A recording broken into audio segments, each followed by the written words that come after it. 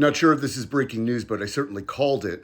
President Trump has signed a sweeping new executive order designed to neuter state AI laws, essentially fast tracking a one rulebook era where a single federal framework overrides the patchwork of protections states have been building. The order hands the Attorney General broad authority to sue states and overturn laws that might obstruct what the administration calls U.S. global AI dominance.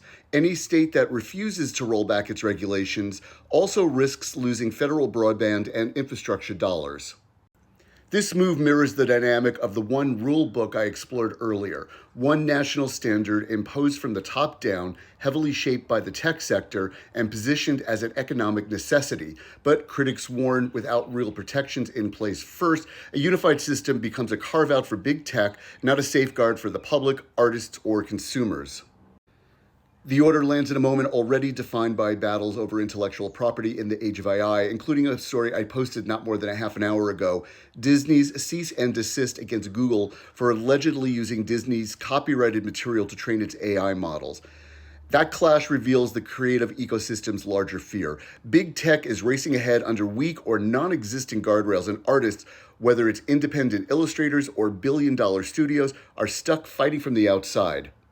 Tech investors and Silicon Valley allies call state-level laws a startup killer. The Trump administration's goal, echoed by AI and crypto czar David Sachs, is to dismantle the most, quote, onerous state laws. But bipartisan opposition is mounting. Legal experts argue that only Congress can override state laws. Child safety advocates warn the order removes the only effective protections currently in place. Taken together, this executive order, the one rulebook concept, and the Disney versus Google copyright clash point to the same underlying tension: an AI industry accelerating at full speed while creative workers, states, and consumer advocates scramble to keep even the most minimal guardrails from being stripped away.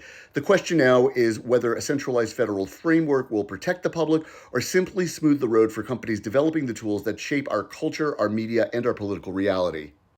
You can read the story at MidwestAgenda.com. And if you like the work we're doing here at Midwest Agenda, consider supporting it through a tax-deductible donation through my fiscal sponsorship at Fractured Atlas. All you have to do is go to MidwestAgenda.com, pull the tab down, support Midwest Agenda, and take it from there. Because art in the Midwest matters, and so do you. Have a great day. Thanks. Bye.